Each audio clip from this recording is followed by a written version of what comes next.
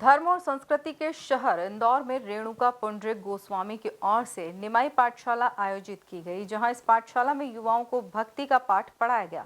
इस अवसर पर भजन संकीर्तन के साथ ही युवाओं ने भक्ति से प्रेरणा लेकर जीवन में आगे बढ़ने और जीवन को जीने की कला सीखी। देखिए यह खास रिपोर्ट।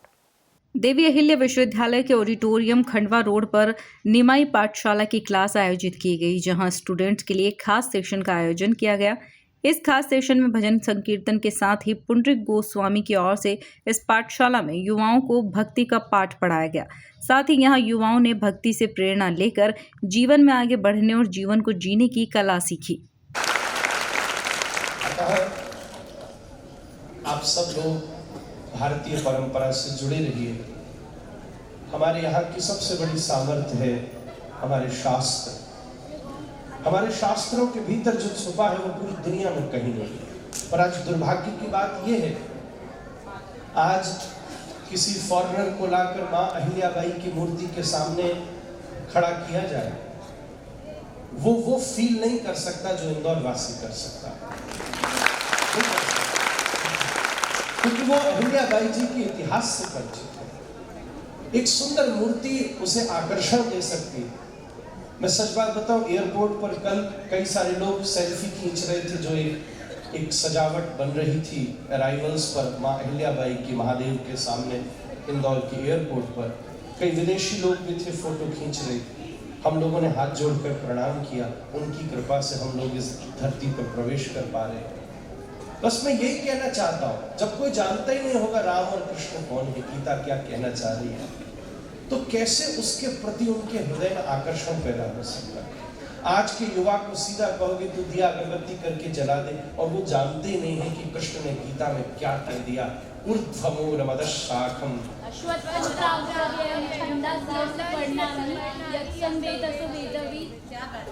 Very nice. कुछ निमाई पाठशाला में रेणुका पुंडरीक गोस्वामी ने स्टूडेंट्स को संबोधित करते हुए कहा कि सभी राधा रमन लाल के लिए यहाँ उपस्थित हुए हैं। साथ ही उन्होंने अलग अलग उदाहरणों के माध्यम से स्टूडेंट्स को भक्ति मार्ग पर आगे बढ़ने के लिए प्रेरित किया। श्रद्धा तथा साधु संगत, आपके मन में भगवान के प्रति इतना सा भी आकर्षण आया ना, तो दूसरी सीढ़ी ही सद्गुरुदेव है। राजा भरत हुए, जिनको बड़ी जल्दी ही वैराग्य हो गया। मैं जानता हूं ये दुनिया मोह है, मुझे इसमें नहीं फंसना, मैं जा रहा हूं जंगल में तप करने के लिए। तप करने के भाव से निकल गए। जीवन में कोई गुरु नहीं थे। अभी जा ही रहे थे तो देखा नदी के पास एक हिरनी थी गर्भवती। उसको पानी पीते देख के बड़ा अच्छा लगा। इतने में पीछे से शेर ने दहाड़ मारी।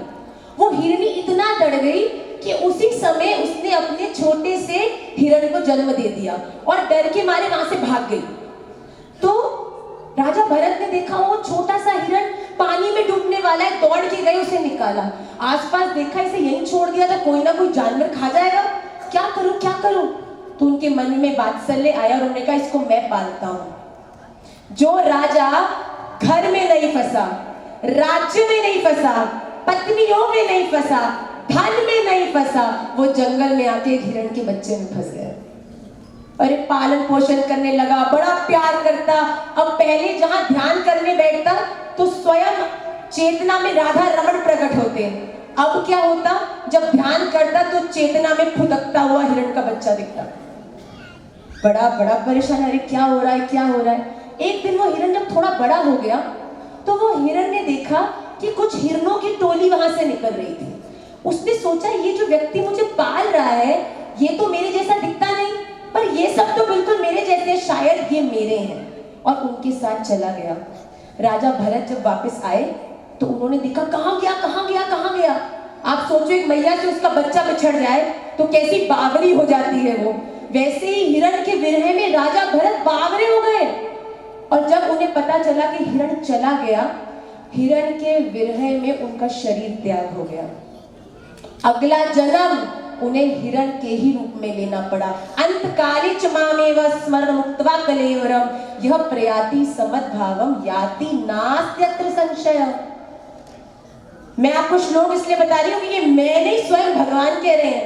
अंतकाल में तुमने कितना जीवन अच्छा जिया हो, अंतकाल में किसी विपरीत व्यक्ति का ध्यान आ गया भैया, पुनरपि जननम पुनरपि मरणम पुनरपि जननी जठरे शयनम। इस अवसर पर बड़ी संख्या में स्टूडेंट्स की संख्या रेणुका पुंडरीक गोस्वामी की ओर से निमाई पाठशाला में शामिल होने आई थी। Bureau report MP news Indore.